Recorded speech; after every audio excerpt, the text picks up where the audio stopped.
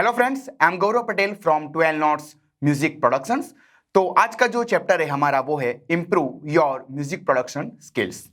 तो ज़्यादातर मैं अपने जो स्टूडेंट्स हैं उनको दो बात बोलता हूँ कि दो कोट्स है मेरे, हमेशा याद रखो कि अगर आप बेटर म्यूजिक कंपोजर बनना चाहते हो तो पहला है कि बी अ गुड आर्टिस्ट और ब्रिंग अ गुड आर्टिस्ट। अपने आप को अच्छा म्यूजिशियन बनाइए या फिर जो अच्छे म्यूजिशियन है उनको अपने स्टूडियो में लाइए। और दूसरी चीज़ है कि टेक्नोलॉजी डजंट क्रिएट म्यूजिक।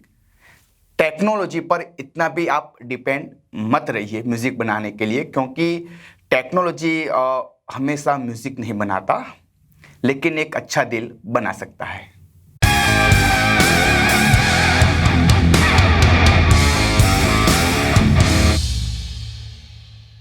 तो दोस्तों, आज मैं आपको 10 टॉपिक्स बताऊंगा तो जिनके तहत आप अपने म्यूजिक प्रोडक्शन में स्किल्स में इंप्रूवमेंट ला सकते हो। पहला है कि listen to the good music. अच्छा म्यूजिक सुनिए। हर ना कोई जो म्यूजिशियन है, म्यूजिक कंपोजर है, वो किसी ना किसी से इंस्पायर्ड होता है, वो उनके गाने सुनता है। आप सोनू निगम जी को देख लीजिए, वो रफ़ी साहब से इंस्पायर्ड थे। तो काफ़ी ऐसे म्यूजिशियन है जो किसी ना किसी से इंस्पायर्ड है। तो आप जिनसे इंस्पायर्ड है उनका म्यूजिक सुनिए। आप जितना अच्छा म्यूजिक सुनोगे उतना आपके अंदर इम्प्रूवमेंट आएगा। जब मैं प्रोडक्शन करता था तो मेरे सर साउथ के थे और वो काफ़ी इंस्पायर्ड थे रहमान सर से, और मैं भी काफ़ी इंस्पायर्ड था। तो जितना टाइम मैंने प्रोडक्शन किया उतना टाइम मैंने सिर्फ और सिर्फ रहमान सर, अमित त्रिवेदी, उन्हीं का ही म्यूज़िक सुना। जब मैंने प्रोडक्शन किया 1-1.5 साल मुझे हुआ, तब इतने टाइम मैंने सिर्फ उनका ही म्यूजिक सुना है। तो जितना अच्छा आप सुनोगे, जितना आप उनको सुनोगे, आप उनके जैसे बनते जाओगे, आपकी स्टाइल भी उनके जैसी हो जाएगी। तो बेहतर है कि हमेशा listen to the good music. दूसरा पॉइंट है नो योर जॉनर। कई बार ऐसा होता है कि कुछ लोगों के पास कोई भी सॉन्ग आता है, वो लिरिक्स देते हैं और काम काज चालू करते, तो वो सीधा जंप कर देते हैं, चलो बनाना स्टार्ट कर दो, अब हमारे पास तो लाइब्रेरी ये है वो है। लेकिन जब भी आपके पास कोई सॉन्ग आए तो फिर सबसे पहले जो भी है, मतलब कोई भी एक्टर्स का आया कि कोई भी डायरेक्टर आ गया मूवी का, तो उसके साथ बैठकर डिसीजन लो कि हम उस गाने को किस जॉनर में रखना चाहते हैं। क्योंकि जो जॉनर आपका डिसाइड होगा गाने का, उस हिसाब से वो इंस्ट्रूमेंट भी वहाँ पे लाने पड़ेंगे हमें। कि कोई गाना है तो उसको आप पॉप भी बना सकते हो, रॉक भी बना सकते हो, फ्यूजन भी बना सकते हो। तो सबसे पहले आप सोचिए कि जो गाना है उसको मुझे पॉप बनाना है या फिर रॉक बनाना है, या सॉफ्ट रॉक बनाना है, या फिर हार्ड रॉक बनाना है, या फिर मुझे क्लासिकल करना। तो ये सब डिसाइड कर दो। ऐसे ही नहीं कि चलो बनाना स्टार्ट कर दिया, क्योंकि कुछ इंस्ट्रूमेंट है जो पॉप में यूज होते हैं, कुछ रॉक में ही यूज होते हैं। पॉप किट भी अलग होती है ड्रम्स में, रॉक किट भी अलग होती है, मेटल की जो ड्रम किट होती है वो भी अलग होती है, जैज की ड्रम किट भी अलग होती है। तो आप जॉनर आपका डिसाइड कीजिएगा कौन सा है, उस हिसाब से आपको इंस्ट्रूमेंट की लिस्ट बनानी पड़ेगी और वो इंस्ट्रूमेंट गाने में यूज करने पड़ेंगे। एक बार जब मुझे गाना आया था कि सॉन्ग था कुछ गुजराती आइटम सॉन्ग, तो मैंने डिसाइड किया कि चलो कि एक आइटम सॉन्ग है, ऐसे प्लेस में होगा, शूट होगा, ऐसा माहौल होगा। जो फीमेल सॉन्ग था तो उसके आजू बाजू कुछ मेल्स भी होंगे, तो वो क्या कर रहे होंगे, कैसे, मतलब उनको कैसा, मतलब वहाँ पे एनवायरनमेंट होगा। तो उस हिसाब से मैंने साउंड डिज़ाइन किया था कि ये पर्टिकुलर ये इंस्ट्रूमेंट मैंने वहाँ पे रखे थे। तो आप भी मतलब इतना डीप सोचिए और उसके बाद इंस्ट्रूमेंट यूज़ कीजिए। और इंस्ट्रूमेंट तब आप पसंद कर सकेंगे जब आप वो डिसाइड करें कि जो मेरा गाना है वो मैं कौन से जॉनर में रखने जा रहा हूँ। तीसरा पॉइंट है improve your music instrument knowledge. तो आपके पास लाइब्रेरी होगी, काफ़ी सारी लाइब्रेरी होगी। कुछ लोग तो लाइब्रेरी के दीवाने होते हैं, यहाँ से वहाँ से कहीं से भी लाइब्रेरी कलेक्ट करते रहते होते हैं। तो 5 TB 6 TB 7 TB जो भी लाइब्रेरी आपके पास, जब आपको टाइम फ्री हो तो आप क्या कीजिए कि आपके पास जो भी लाइब्रेरी है उनके जो इंस्ट्रूमेंट दिए गए उनको आप सुनिए, सिर्फ सुनिए। और लगता है कि आपको यार ये अच्छा है, मैं इसको यहाँ पे यूज़ कर सकता हूँ कहीं पे, तो उसको आप नोट डाउन कर लीजिए। कल को कोई म्यूजिक ऐसा आपके पास गाना आया, तो उसमें आपको ऐसा म्यूजिक देना है और ऐसा इंस्ट्रूमेंट चाहिए, तो आपके पास लिस्ट होगी, तो आप तुरंत पता चलेगा कि यार ये इंस्ट्रूमेंट मैंने उस दिन सुना था, वो यहाँ पे है इस लाइब्रेरी में, इस फोल्डर में, तो उसको मैं यहाँ में यूज़ कर सकता हूँ। तो बहुत सी चीज़ें, आप गाना जब कंपोज करते हो तब आप ऐसे, मतलब आपके पास 5 TB है तो आप कहाँ पे ढूंढने जाओगे? बारी बारी से करोगे तो आप 1 महीना भी होगा तो भी आपका वो गाना खत्म नहीं होगा। तो बेटर है कि टाइम निकल कर जब भी आप फ्री हो, रिलैक्स कर रहे हो, तब सिर्फ वो जो इंस्ट्रूमेंट है उनको आप सुनिए कि मेरे पास ये लाइब्रेरी, इस लाइब्रेरी में, इस फोल्डर में ऐसे ऐसे ऐसे इंस्ट्रूमेंट है, तो वो आप सुनिए और अपना नॉलेज बढ़ाइए। आपको ये भी पता चलना चाहिए कि जो पॉप जॉनर है पॉप है, तो उसमें कौन कौन से इंस्ट्रूमेंट यूज़ होते हैं, जैज़ है तो उसमें कौन कौन से इंस्ट्रूमेंट यूज़ होते हैं, वो भी आपको अच्छी तरह से पता होना चाहिए। क्योंकि जो पॉप सॉन्ग है उसमें जो बेस यूज़ होता है और जो रॉक सॉन्ग है उसमें जो बेस यूज़ होता है वो डिफरेंट होता है। तो एक ही लकड़ी से हम सबको नहीं, वहाँ के गुजराती में કહે છે कि एक लाकड़ी बधाने हाकी ना सकाय, बराबर। तो ऐसा नहीं कर सकते हम वहाँ पे। तो आपका जो इंस्ट्रूमेंट का नॉलेज है वो आप बढ़ाइए, नए नए इंस्ट्रूमेंट ढूंढिए कोई आप है, और उनको आप सुनिए कि वो कैसा साउंड करता है, कहाँ पे यूज़ कर सकते हैं। तो ये अपना जो नॉलेज है वो आप बढ़ाइए। 4th पॉइंट है कीप लर्निंग। तो मैं इससे काफ़ी इंस्पायर्ड हूँ। तो मैं हूँ music composer, producer, sound engineer. तो वो मैं सिर्फ और सिर्फ 50% हूँ, बाकी का 50% मैं म्यूजिशियन हूँ। आई डन क्लासिकल भी किया है, वोकल में गिटार्स भी किया है, और म्यूज़िक प्रोडक्शन भी किया है, साउंड इंजीनियरिंग भी किया है, और finally I am doing Trinity drums. तो जब भी होता क्या है कि जब लोग प्रोडक्शन करते तब प्रोडक्शन हो गया, स्टूडियो बना लिया, अभी बैठ गए, अभी हो गया। ओके, पहला कोट मैंने क्या कहा था कि बी अ गुड आर्टिस्ट और bring a good artist. Okay, ये होता है ये चीज। तो आप सीखिए, कंपटीशन बहुत है। मैं भी जब ड्रम करने सीखने जाता था तब मैंने देखा था कि यार जो 10वीं 11वीं में पढ़ रहा लड़का ट्रिनिटी की ड्रम्स की 8th ग्रेड में, लास्ट ग्रेड में वो बजा रहा है। बहुत कंपटीशन होने वाली है आपको, मतलब वहाँ पे अगर रहना होगा तो म्यूज़िक तो सीखना ही पड़ेगा आपको। और म्यूज़िक आपको बहुत, जो सीखोगे वो बहुत आगे जाके काम आने वाला है। ओके, और कुछ भी, मतलब आप टाइम निकाल के, मैं नहीं कह रहा कि आप 8 ग्रेड करो, ट्रिनिटी के ड्रम्स में भी करो, वो वोकल्स में भी करो, गिटार्स में भी करो, पियानो में करो, लेकिन आपको बेसिकल नॉलेज तो होना चाहिए, और हो सके तो नोटेशन भी आपको आना चाहिए, तो वो अच्छा रहेगा। क्योंकि हॉलीवुड में जो सब चलता है वो सब नोटेशन पे चलता है। अजय अतुल सर जो बनाते, इतना बढ़िया म्यूजिक बनाया था, जीरो में सॉन्ग है, तो कितना बढ़िया था वो म्यूजिक प्रोडक्शन, उनका जो म्यूजिक था वो पूरा मतलब हिला के रख दिया था। तो वो सब नोटेशन पे चलता है। कुछ लोग ऐसा होता है कि हमें नोटेशन की क्या है जरूर, हम तो बजाना जानते हैं, मतलब थोड़े बहुत आरपीजी बना लिया। आरपीजी तो अभी आप लॉजिक में भी बना सकते हो, फिर कोड डाल दिया, लॉजिक खुद ब खुद आरपीजी बना लेता, वो काम नहीं लगने वाला जब आपका एम बड़ा हो तब।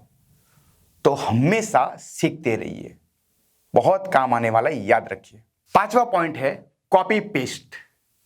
आपको सोच रहे कि ये क्या है कॉपी पेस्ट। अपने प्रोडक्शन दिन की बात करता हूँ। जब मैं प्रोडक्शन करता था तो सर ने मुझे गाना दिया था, 2 गाने दिए थे।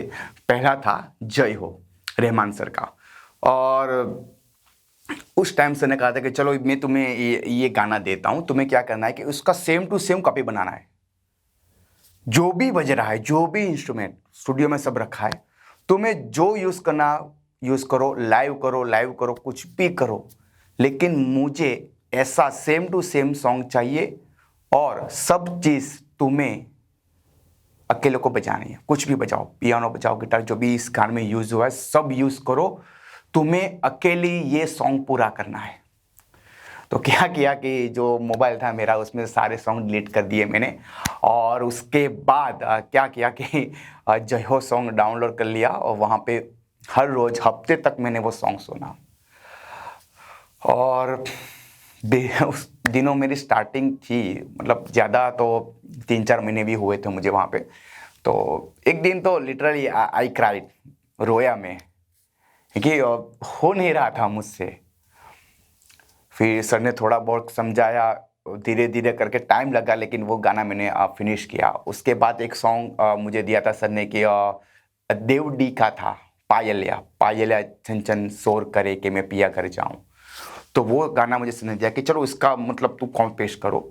ऊपर मैंने रख दिया ट्रैक, उसके नीचे वहां पे जो पूरे गाने में जो भी बज रहा है वो सेम टू सेम बजाओ नीचे। पता भी नहीं लगना चाहिए कि ये ओरिजिनल कौन सा है और तुमने वो बनाया वो कौन सा है। इससे क्या होता है कि इम्प्रूवमेंट होता है कि उन लोगों का दिमाग कैसे काम करता है जब वो प्रोडक्शन करते हैं, वो कौन सी चीज़ कहाँ रखते हैं, वो कौन सी चीज़ क्यों यूज़ करते हैं, कहाँ यूज़ करते हैं, कैसे यूज़ कर सकते हैं, वो सब चीज़ हमें वहाँ पे जानने को मिलती है। आप किसी भी प्रोडक्शन हाउस में जाइए बड़े में, तो वहाँ पे जिनका नाम सुनकर आप वहाँ सीखने जाते हैं, वो लोग वहाँ पे आपको सिखाते नहीं हैं, उनके जो असिस्टेंट है वो आपको सिखाते हैं। आप सोच के इसका तो बहुत बड़ा नाम है, उसकी इंटरेस्ट वहाँ स्टूडियो में सीखने जाता हूँ म्यूज़िक प्रोडक्शन में, तो वो वहाँ पे सिखाने नहीं वाले, वो असिस्टेंट सिखाएंगे। लेकिन अगर आप ऐसा कर सकते हो कि कॉपी पेस्ट जो भी आपको गाना पसंद है तो वो ठीक रहेगा।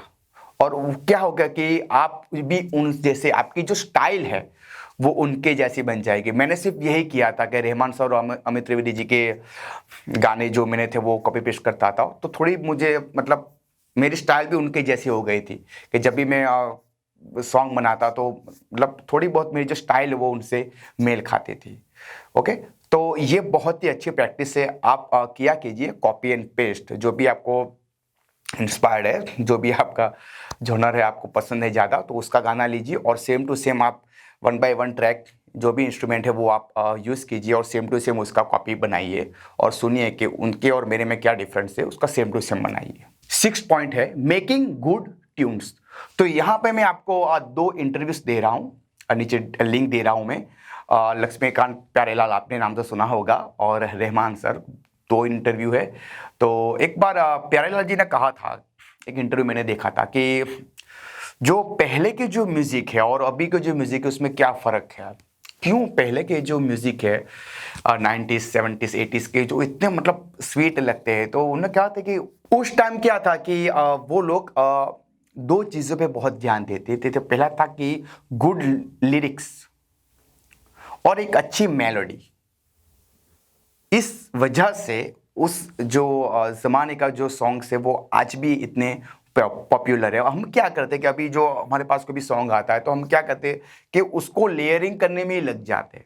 सॉन्ग दे दिया, उसको लेयरिंग करते हैं, उसको पैड्स देते हैं, स्ट्रिंग्स देते हैं, पियानो देते हैं, ड्रम्स देते हैं, लेकिन जो मेलोडी है वो हम ठीक से अभी बना नहीं रहे। कुछ कुछ म्यूजिशियन है जो बना रहे, अच्छा काम कर रहे, लेकिन ज़्यादातर जो है तो वो क्या करते कि वो अपने सॉन्ग को फिनिश करने में वो लेयरिंग करके उसको मतलब बहुत ही मतलब ऐसे बनाने में लगता है कि चलो भारी भारी लगे सॉन्ग, वो इसी चीज़ इसी प्रयास में वो लगे रहते। लेकिन आप जब भी आप अपना गाना बना रहे हो तो एक अच्छी सी हुक लाइन बनाइए, आप अच्छी सी मेलोडी बनाइए, वो आपको बहुत ही मदद करने वाला है। एग्जाम्पल के तौर पे बजरंगी भाईजान आप सुनिए, पूरे मतलब मूवी में एक ही धुन चलती रहती है, कितनी कितनी स्वीट है वो। ओके, तो आप ऐसी एक मेलोडी, ऐसी एक धुन बनाइए। ओके, तो ये चीज़ आप याद रखिए कि गाना बना रहे हो आप तो लेयरिंग तो करो, लेकिन उसके बाद मेन चीज़ है कि उसकी मेलोडी अच्छी होनी चाहिए। 7 पॉइंट है आर्टिस्ट डायरी। तो पहला कोट्स फिर से, बी अ गुड आर्टिस्ट और ब्रिंग अ गुड आर्टिस्ट। तो आप अच्छे म्यूजिशियन हो तो कोई बात नहीं, आप अच्छे आर्टिस्ट को अपने स्टूडियो में लाइए। तो क्या करिए, आप फेसबुक पे है, इंस्टाग्राम पे हो, कहीं पे भी हो, तो आपको लगे कि यार ये आर्टिस्ट अच्छा है, तो उसके साथ आप बात कीजिए। उसका जो कॉन्टेक्ट नंबर डिटेल्स है वो एक डायरी बना के आप लिख कीजिए कि चलो कोई हिरेन है तो वो तबला अच्छा बनाता है, करण है वो गिटार अच्छा बनाता है, निक्स है वो गिटार ड्रम्स अच्छे बजाता है, तो उन सबके कॉन्टेक्ट आप ले लीजिए, डायरी बना लीजिए। ये कभी भी ऐसे जरूर पड़े कि कोई ऐसा मौका आता है कि बजट अच्छा होता है, वो कहता है कि मुझे सब लाइव चाहिए, जब डायरेक्टर प्रोड्यूसर कहता है, तो आप उन सबको बुला सके और उनको फीस दे के आप अपना काम करवा सकते। उनको भी थोड़ा बहुत पैसा मिल जाएगा और आपका जो प्रोडक्शन है वो भी बेहतर होगा। तो एक ऐसी डायरी बना लीजिए, जो भी अच्छे अच्छे आर्टिस्ट है आपके नज़दीक रहते, उनको आप अपने जो प्रोडक्शन है उसमें आप शामिल कर दीजिए। एक टीम बना के काम करिए, क्योंकि लाइव है वो बहुत अच्छा काम करता है और अच्छा सुनाई भी देता है। 8 पॉइंट है good vibes and acoustic treatment of your studio. मेरे सर थे जो वो काफ़ी मतलब इन सब चीज़ों के काफ़ी शौकीन थे, क्योंकि वो रहमान सर के साथ रहे थे उस दिनों, तो काफ़ी सारे स्टूडियोज देखे थे। तो वो मतलब हर महीने स्टूडियो में कुछ ना कुछ चेंजेस करते रहते थे कि यहाँ पे ये वो लाइट्स, वहाँ पे वो लाइट्स, ऐसा ऐसा कुछ मतलब चेंजेस करते रहते। मतलब एक ऐसा एनवायरनमेंट क्रिएट करते थे कि हमें वहाँ पे काम करने में और मज़ा आए। तो सर ने कहा था कि जब भी अब तुम अपना स्टूडियो बनाना था, ऐसे ऐसी लाइट्स रखना कि ऐसा वाइब्स क्रिएट करना कि आपको वहाँ पे काम करने में मजा आए। ओके, ये नहीं, लेकिन ये जरूर काम करता है। मैंने पहले तो मुझे ऐसा लगा था कि सर ये क्या चीज़ है, मतलब ऐसा थोड़ी ना होता है, लेकिन बाद में धीरे धीरे मुझे पता चला कि ये चीज़ बहुत काम करती है, बहुत काम की है कि आप ऐसा वाइब क्रिएट कीजिए स्टूडियो में कि आपको वहाँ पे काम करने की मजा आए। हल्की सी लाइट रखिए, सॉफ्ट लाइट, तो कभी आप अकेले हो तो वहाँ पर आपको मतलब ऐसे माहौल बनेगा कि आपको काम करने में बहुत ज़्यादा मज़ा आएगा और दिमाग आपका शांत रहेगा। तो ये बात आपका उसका ध्यान रखें और अच्छी एक्रोस्टिक ट्रीटमेंट और गुड वाइब्स वहाँ पे आप स्टूडियो में, आपका जो भी रूम में आप म्यूज़िक बना रहे वहाँ पे, तो उस चीज़ का वहाँ पे आप ध्यान रखिए। 9th पॉइंट यहाँ पे है गुड मिक्सिंग। चलो आपने एक अच्छा सॉन्ग तो बना ले लिया, लेकिन जब मिक्सिंग का टाइम आता है तब उससे काफ़ी अच्छे एक्सपीरियंस वाले साउंड इंजीनियर के पास भेजना होता है। तो वो अच्छे से आपके सॉन्ग को वो मिक्स करता है और जो सॉन्ग में जो फ्रिक्वेंसीज में बैंड्स में जो खराबीस है, जो बैड फ्रिक्वेंसी है, उसको वो दूर करता है। वो अच्छा मिक्स बना के आउटपुट आपको वो देता है।